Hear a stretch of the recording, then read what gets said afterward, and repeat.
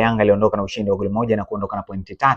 Sasa nahitaji umwambie kwenye mechi ya leo ajiandaaje. Maana soon tunabakia kama dakika 10 katika vilabu vyote Tanzania. Azam, Young Africans, Simba pamoja na Singida Black Star.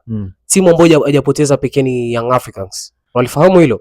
Yes. Azam kapoteza, Singida Black Star kapoteza pamoja na mtani wangu wa jadi kapoteza. So sisemi wamepoteza kwamba na wakashfu, hapana, sina maana hiyo. Kikubwa ni kwamba wasikati tamaa, pia tuwatakie kila laheri kwenye mechi zilizobakia. Pia Young Africans ni klabu ambayo bro, Young Africans ni big team na pia nategemea kuona wakifanya vizuri zaidi.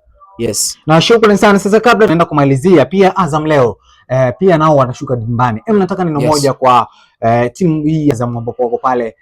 Kwanza mimi kama mimi ningependa kuwatakia kila laheri Azam FC matajiri wa Chamazi, kwa sababu mpira ni mchezo ambao hautabiriki. Pia vile vile mpira ni mchezo wa dakika 90. Baada ya dakika 90 ndio mnaweza kuongelea mechi. So kila laheri naitakia Azam FC, wana kitu ambacho wanaweza kutuonyesha zaidi na zaidi, kwa sababu bado wana nafasi ya kufanya chochote.